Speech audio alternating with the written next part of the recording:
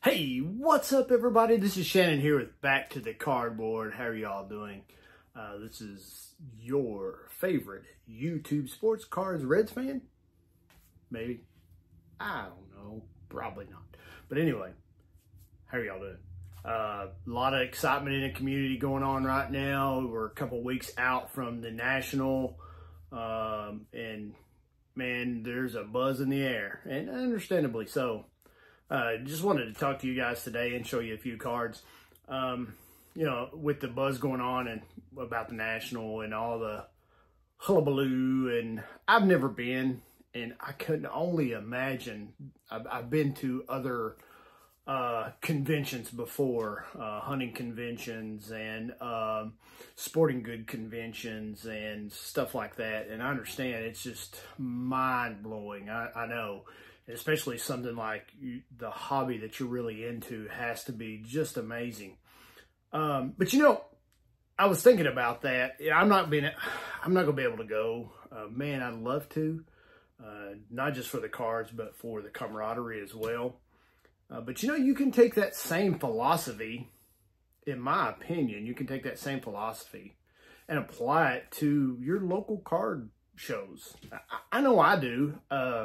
I get so excited knowing that, hey, I get to go to a card show, and it's on a way smaller scale, I know. But, you know, for me, it's the excitement about what I'm going to find, what's going to be there.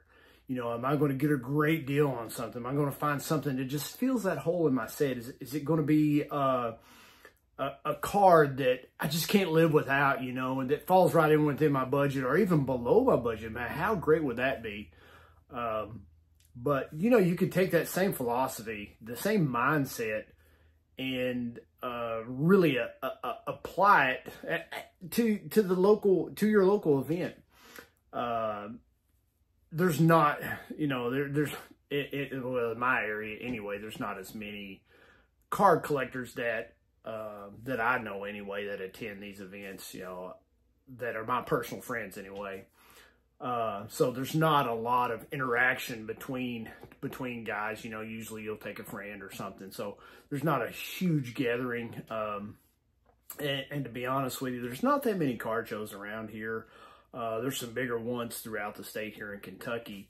And I've had the privilege to go to one or two here in the last little bit. And there's some further north up into Ohio and stuff like that. But, it's just a blast, and I can understand the excitement about a card show that is just phenomenal. And I wish I was going, like I said, but I'm not. But I just wanted to hop on here and say, hey, man, just take that same philosophy, take that same excitement, that same longing, what's the word I'm looking for, the same fervor, whatever, to your local card show. You know, to me, like I said, I kind of get the same feeling inside, you know, oh man, what's it going to be? But I just want to jump on here and kind of share that feeling with you guys. Do y'all feel the same way sometimes on a smaller scale, I guess? But anyway, I've got some cards I picked up here recently, that I want to share with you all. I think you'd be pretty interested in. So let me turn the camera around here and we'll take a look at them. So here's some of the recent cards I picked up. The first 3 or 4 are just additions to my Pete Rose Master Set Registry. First card I got, here's the 1987 Topps Reds Leaders card. I can't believe I didn't have this after I got to checking. I think I've got the Tiffany version of that. That's a 1987 Topps Leaders card. And I got the 1973 Reds team set. Man, I love these Reds team sets. I don't know, it's a way of collecting all your favorite players all in one photograph, really. Here, it looks like you got Joe Morgan, Pete Rose there side by side. That's the 1973 Reds team set. And then I've got the 1984 Topps Traded of Pete Rose. In October of '83, Rose was granted unconditional release from the Phillies. And Montreal Expos picked him up, where he got his like 400th hit playing for the Expos. And then in August that year, he was traded back to the Reds. So he only played just a handful of games with the Expos that year in 83.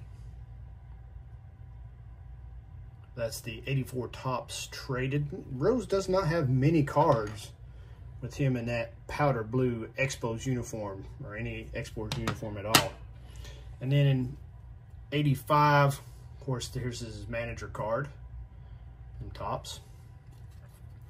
You got a somewhat of a grin on his face, even though he was at this time, I think, going through some, well, not in 84, but in 85, going through some stuff. And then some pickups from, I think some of these come from eBay. Got a Bert Blyleven. This is the tribute card of a Hall of Famer. Number 2, what does that say, 75. Did not have a Bert Blyleven autograph. I think I had one, ended up selling it. And the last few here, well, a few here are the Topps, Topps Living. Got Eric the Red. There's a nice looking card. And then another nice looking card. This is a classic image of Dave Parker. Of course, in his Pittsburgh Pirates uniform. But as you all well know, he did play for the Reds. That's a cool looking Topps living card. And then a while back, I posted a video about the 5 best catchers in the last 40 years. And I left off a couple guys. And you guys kind of brought it to my attention. So in lieu of that video, here's one of the guys that everybody recommended, or a lot of people recommended, being the top 5 catchers in the last 40 years. And that's Gary Carter. Of course, in his Montreal Expos uniform. I kind of miss another team in Canada. How about you guys? And then the other guy, I guess you guys can name it, Carlton Fisk. Another nice looking Topps living card. One of the greatest catchers of all time. I really love these Topps livings cards. Most of them are pretty cool. Artwork on them. And then pick this up here, the Bowman's Best of Ellie. Ellie, of course, as you all know, got voted to the All-Star game. And him, and along with Hunter Green from the Cincinnati Reds. So it's going to be pretty cool to see him get to play in the All-Star game. And then I picked up this card here. This is the Topps Now. Him and Shohei. The interleague matchup. We got Shohei, the Angels uniform. It says Cincinnati Reds young phenom Ellie De La Cruz and Angels superstar Shohei Ohtani. It's pretty cool. Interesting to note that Ellie is trying to learn some Japanese so he can speak with Shohei Ohtani, probably rib him or something, who knows, during the All-Star game. I thought that was pretty cool to find out that he's wanting to learn Japanese so he could talk to Ellie De La Cruz. I thought that was a pretty cool card. I remember that game last year when Shohei made it to second base there and Ellie come over. And I don't know what they said. I don't know if they understood each other, because I don't think Ellie at the time spoke much English as well as Shohei. So they were just pointing at each other and grinning, I guess. But I thought that's a pretty cool card. That's all I got, guys. Hey, thanks for tuning in. Thanks for hanging out with me. You guys going to the National. Have fun. Think about me while you're there. Anyway, thank you for tuning in. Until next time, guys, collect what you love and love what you collect. And don't let anyone persuade you otherwise. Until next time, guys. Peace. Bye.